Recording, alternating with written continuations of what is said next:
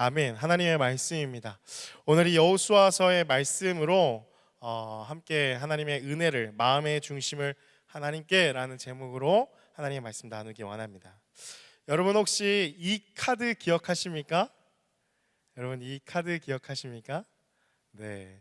모르시는 분들도 계실 거예요. 왜냐면은 저희가 2023년 1월 1일 첫째 주일에 함께 이 카드를 작성하였습니다.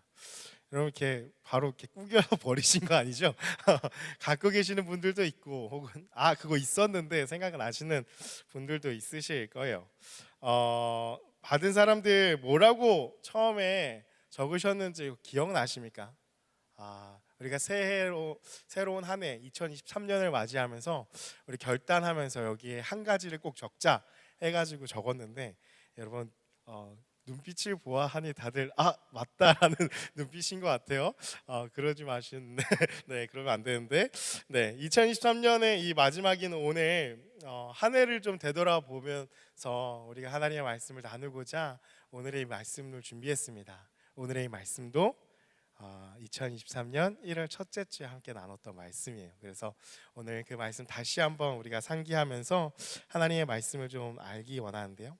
2023년의 마지막인 오늘 한 해를 돌아보면서 카드에 적은 내용대로, 혹은 올 초에 우리가 결심했던 내용대로 한 해를 좀 살아왔는지 한번 돌아보았으면 좋겠습니다. 그래서 그러지 못했다면 무엇이 좀 잘못됐는가를 다시 한번 좀 생각을 해봤으면 좋겠습니다. 이런 돌아봄의 과정에서 중요한 것은요, 그 결단대로 살아갔던지 혹은 살아가지 못했던지 12월 31일을 맞이하는 우리 자신의 모습이 어떠한지를 한번 살펴봐야 합니다. 삶에 여러분 만족과 기쁨, 지금 여러분의 삶에 그런 기쁨과 활력이 넘치십니까? 아니면 정반대로 무기력하고 슬픔과 분노와 짜증과 이 불만족이 가득하십니까? 우리가 한 해를 돌아보면서 질문해야 할 것은요, 우리가 무엇을 선택하였는지, 그리고 무엇에 집중하였는지, 그리고 더 중요한 것, 그 결과 나의 삶이 어떻게 되었는지를 꼭 다시 한번 생각해 보아야 합니다. 이것에 불만족이 있으면서 새롭게 시작되는 한 해도 2023년과 똑같은 방식과 똑같은 마음으로 또 시작을 한다면 이것은 성경이 말하는 어리석은 자죠. 바보죠. 왜냐하면 그렇게 불만족스럽고 짜증과 분노가 가득했던 2023년을 똑같이 2024년도 행한다라는 그런 의미이기 때문이죠. 그래서 오늘 올해 첫 주와 나누었던 이 말씀을 다시 한번 우리가 생각하면서 2023년 마무리하고 또 새롭게 시작되는 이 한 해를 준비하는 이 시간이 되기를 소망합니다. 오늘의 본문의 말씀을 먼저 보면요, 본문의 말씀은 무슨 내용이냐? 출애굽을 하고서 이제 약속의 땅에 들어간 이스라엘 백성들이 거침없이 그 하나님이 도우시는 손길 아래 승승장구해 나가는 내용이 이 여호수아서의 내용입니다. 그래서 여호수아를 보면 되게 신나요. 왜냐하면 계속 이겨요. 때로는 잘못해서 징계도 받지만, 근데 다시 한번 마음을 새롭게 해서 하나님의 그 전쟁 가운데 막 이기는 장면들이 많이 나오거든요. 그래서 그러한 손길 아래서 승리하는 그 하나님의 이기심 안에 가나안 땅을 정복을 합니다. 그리고 땅 분배를 하게 되죠. 그리고 나서 이 땅을 소유하게 되었고 땅을 분배를 하고 그 여정이 끝난 뒤에 이 여호수아가 오늘 이 본문에 각 지파의 대표들을 한 사람씩 다 부르는 거예요. 어디로 부르냐? 세겜으로 부릅니다. 이 세겜은 어떤 곳이냐? 처음에 이 가나안 땅에 들어가서 제단을 쌓고 하나님께 제사를 지냈던 장소, 처음 마음이 있는 그곳으로 각 지파의 대표들을 다 부르는 거예요. 하나님의 율법을 펼치고서 하나님께서 우리에게 행하신 일들, 이스라엘 백성들에게 행하신 일들을 이 여호수아가 막 이야기하기 시작합니다. 그리고 나서 이어지는 것이 오늘의 14절의 말씀이에요. 여호수아는 그들에게 이 믿음의 조상 아브라함 때부터 시작해서 하나님이 우리 민족을 어떻게 인도하셨는지를 아주 자세하게 이야기합니다. 그래서 하나님께서 살아계시고 우리 이스라엘 백성들을 위해서 이러한 많은 일을 행하셨다라는 하나님이 행하신 일들을 다시금 상기시키면서 오늘날 여기까지 도우시는 하나님의 은혜를 먼저 나누고, 그리고 나서 14절에 이렇게 시작이 됩니다. 우리 14절 말씀을 다시 한번 읽어보기 원합니다. 함께 읽겠습니다. 시작. 그러므로 이제는 여호와를 경외하며 온전함과 진실함으로 그를 섬기라. 너희의 강 저쪽과 애굽에서 섬기던 신들을 치워버리고 여호와만 섬기라. 아멘. 하나님의 행하신 일들을 생각해보고 뭐라고 얘기하느냐? 더 이상 양다리 걸치지 말고 너의 마음을 정하라 라고 여호수아가 담대하게 각 지파의 대표들한테 도전하는 것이죠. 왜냐? 그러므로 라고 시작되어지잖아요. 하나님께서 우리에게 베푸신 이러한 조상 때부터의 많은 은혜 너희 한번 생각해봐라. 그러므로 너희는 우상을 다 치워버리고 오직 여호와만을 섬겨라 라고 하나님의 은혜를 다시 한번 깨닫게 하는 것이죠. 그리고 이어지는 15절에는 이렇게 이야기를 합니다. 우리 15절의 말씀도 같이 함께 다시 한번 읽어보기 원합니다. 시작.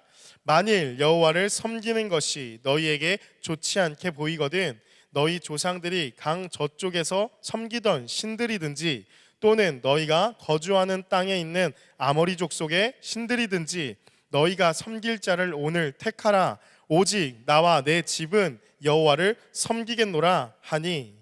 여러분 뭐라고 먼저 시작되어지느냐? 만일 여호와를 섬기는 것이 너희에게 좋지 않게 보이거든.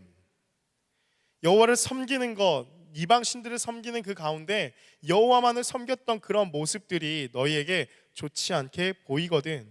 지금까지 조상 때부터 일하신 하나님의 일하심을 너희가 보고 듣지 않았냐라고 여호수아가 그렇게 열변을 토하면서 이야기를 하고, 근데 그것이 너희에게 좋지 않게 보이고 너희가 섬기는 강 저쪽 편의 신들, 거주하는 땅에 있는 아모리 족속의 신들이든지 그것이 더 좋게 보이거든. 어떤 것이 좋게 보이냐라고 하면서 너희가 섬길 자를 택하라. 그러나 오늘 나와 내 집은 여호와만을 섬기겠다라고 선언하는 것을 볼 수가 있다라는 것이죠. 더 이상 두 마음을 품은 자로 서지 말라는 강력한 요구라는 것입니다. 여러분, 이스라엘 백성들은 왜 우상을 섬겼을까요? 이스라엘 백성들이 여호와도 섬기고 우상도 섬겼어요. 그런데 오늘 그 여호수아가 이야기하는 거예요. 너희 그 둘 다 이렇게 왔다 갔다 하면서 양다리 걸치지 말고 정확하게 딱 정해서 섬겨라고 이야기하는 거죠. 여러분, 근데 왜 그들은 우상을 섬겼을까요? 여호수아서의 내용을 쭉 보면은 계속 승승장구하잖아요. 하나님의 손길에 의해서 이기는 스토리가 막 나오잖아요. 하나님 살아계신 거 다 경험했잖아요.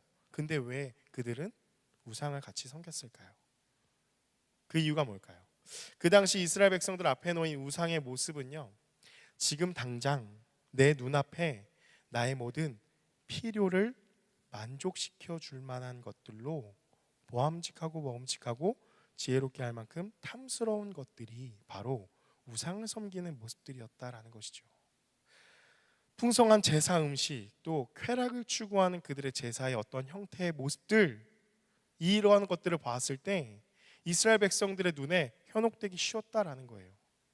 거기 가면은 지금 당장 내가 먹을 거 없는데 풍성한 제사 음식이 있네. 그것을 내가 취해서 먹을 수 있겠네 하는 나의 필요를 여기서는 금방 채울 수 있겠다라는 것들을 보고서 현혹이 돼서 여호와도 섬기고 다른 것도 함께 섬겼다라는 것이죠. 여러분, 그 결과가 어떠했는가? 이어지는 그 사사기의 내용이 그 결과죠. 어떻죠? 이스라엘 백성이 약속의 땅에 들어가서 하나님의 말씀대로 살아갈 때 하나님께서는 약속하신 대로 여호수아와 함께 내내 전쟁에 승리하게 하셨죠. 그러나 사사기에서는 이러한 것들을 떠나니까 사사들의 내용, 패배한 이야기들이 나오고 이방 사람들로 인해서 괴로움을 당하는 것들, 그것들이 계속해서 반복되어지는 것이 이 사사기의 내용인 것을 우리는 알고 있습니다. 왜냐? 이스라엘의 마음이 변하였기 때문이라고 이야기한다라는 것이죠. 사사기 2장 2절과 3절의 말씀인데요, 우리 같이 함께 읽어보기 원합니다. 함께 읽겠습니다. 시작. 너희는 이 땅의 주민과 언약을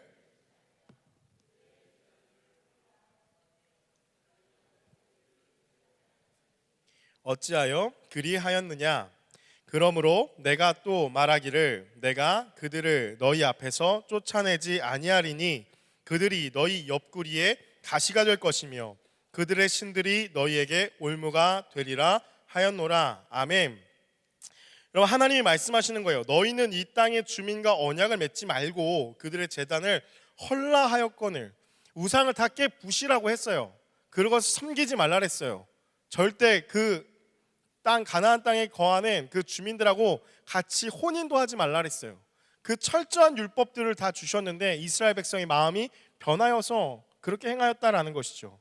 그랬더니 하나님 말씀하시는 거예요. 너희가 내 목소리를 듣지 아니하였으니 어찌하여 그리하였느냐라고 하면서 책임을 물으시는 거죠.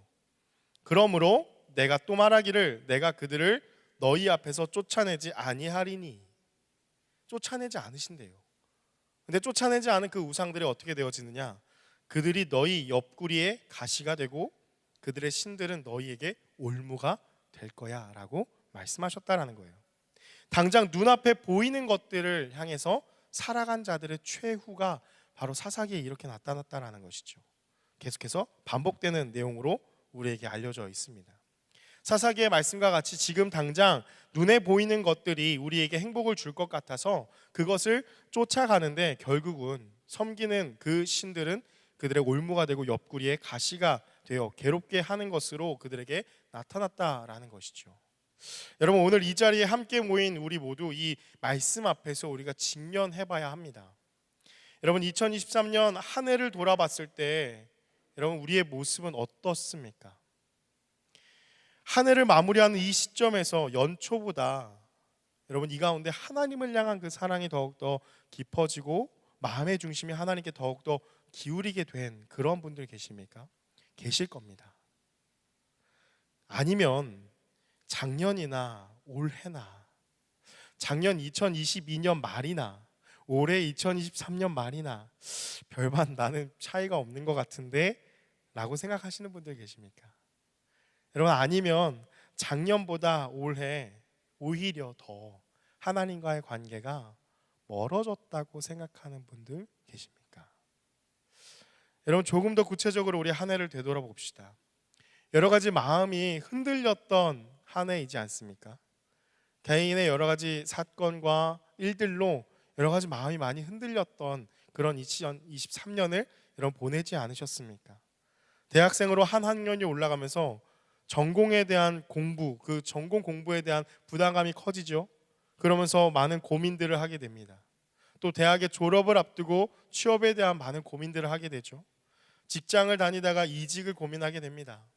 내 인생의 내 앞날에 대해서 여러 가지 선택의 기로에 놓여 있을 때 2023년도의 한 해를 돌아봤을 때 여러분 새롭게 출발한 분들이 제가 듣기로도 제가 알기로도 몇 명이 되는데 2023년 그렇게 변하는 그 시점에서 여러분이 선택했을 그 많은 것들의 그 선택의 기준이 무엇이었습니까?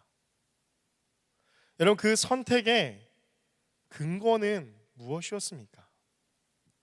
그 결정들 속에 혹시 여러분 하나님을 위한, 하나님으로부터의 혹은 하나님으로 인한 결정들이 있었습니까? 혹은 그 결정들 가운데 그냥 지금 내가 보기에 좋아 보이는 것들, 세상이 말하는 소위 잘 나간다 하는 것들, 전망이 있다 하는 것들, 그저 내 눈앞에 그렇게 보이는 나의 필요를 따라서 선택하고 결정했던 삶이 아니었습니까? 왜 하나님은 항상 뒷전으로 밀려나셨습니까? 여러분 잘 생각해 보면은 하나님은 늘 그 자리에 당연히 여러분을 기다리고 있을 거라 생각을 하지 않습니까? 그렇다 보니까 우리는 항상 선택을 할 때 지금 내 눈앞에 보이는 거 나의 필요에만 몰두해서 선택을 하고 하나님에 대한 생각은 전혀 없이 하나님은 그냥 뒤로 물러나 계신 존재가 된다라는 것이죠. 그런 삶을 살아간 결과를 할 수 있는 여러분 오늘 2023년 12월 31일 오늘 여러분의 마음은 어떻습니까? 하나님을 뒷전으로 한 채 내가 보기에 좋은 대로 나의 필요를 선택하며 살아간 그 2023년을 다 보낸 오늘 여러분의 마음과 삶은 어떻습니까? 여러분 행복하십니까?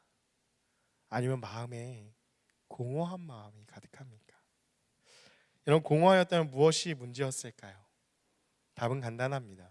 왜냐? 필요를 따라 살았기 때문입니다.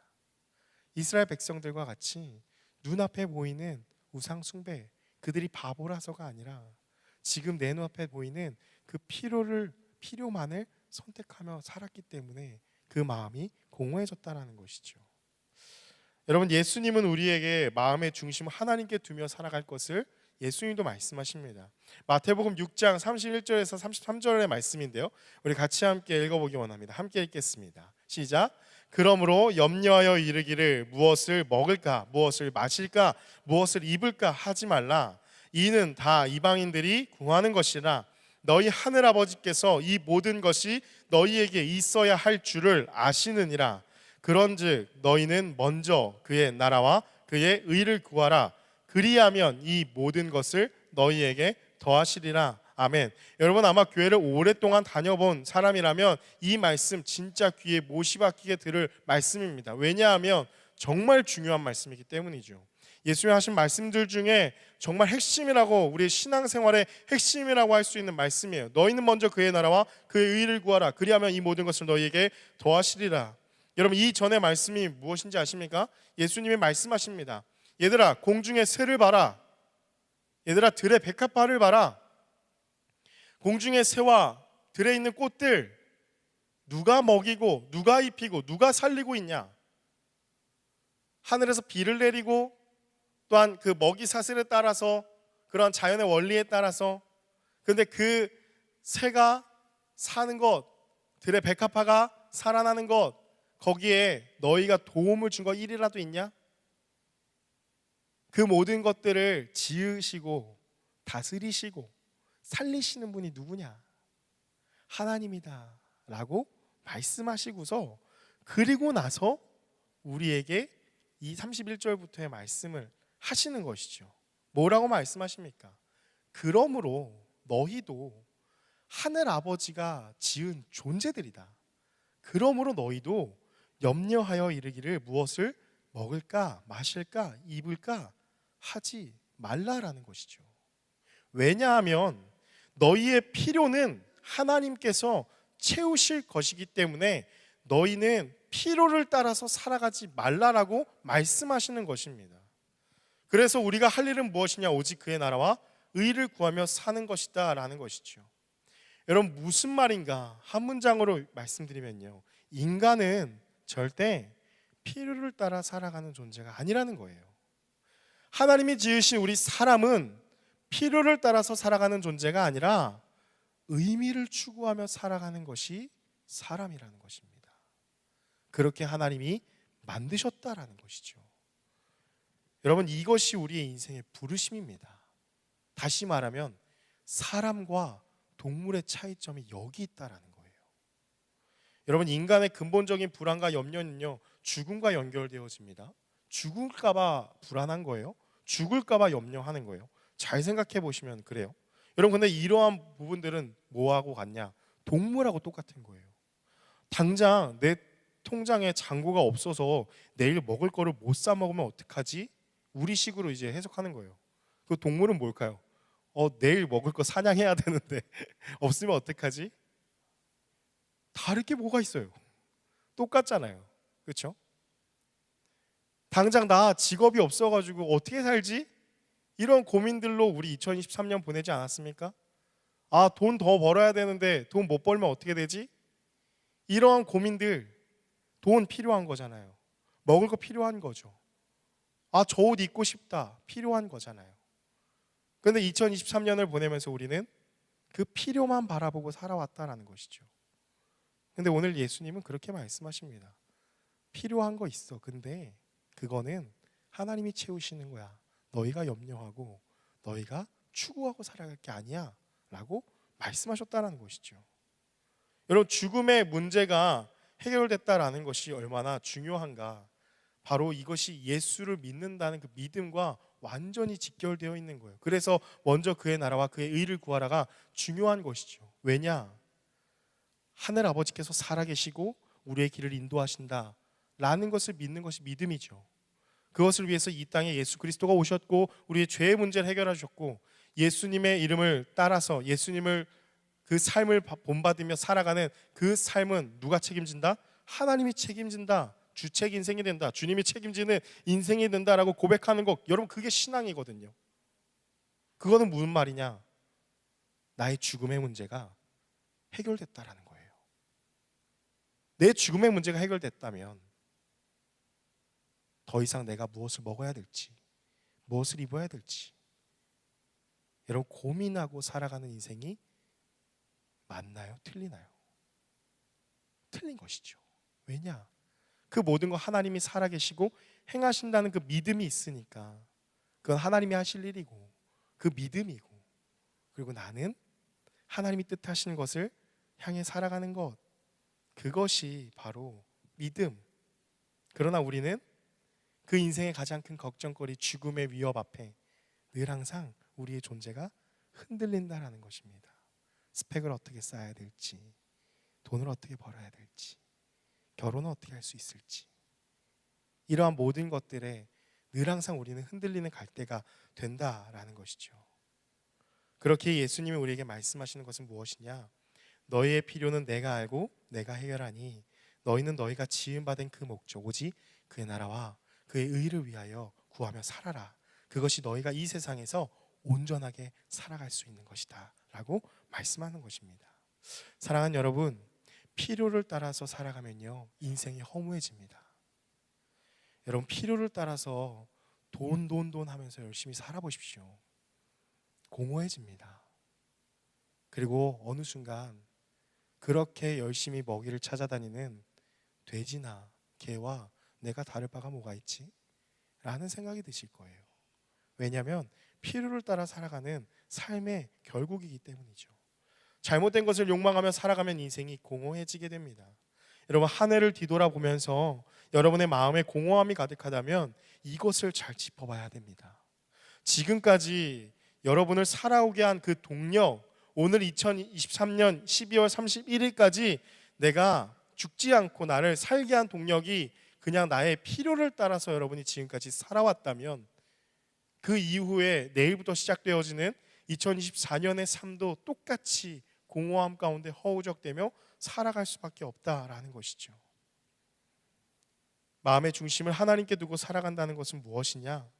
바로 필요를 따라서 살아가지 아니하고 하나님의 마음의 중심에 두고 하나님의 꿈을 품고 주님이 원하시는 삶이 무엇인지를 향해서 한 걸음 한 걸음 살아간다라는 것이 바로 그의 나라와 그의 의를 위하여 살아가는 삶이라는 것입니다.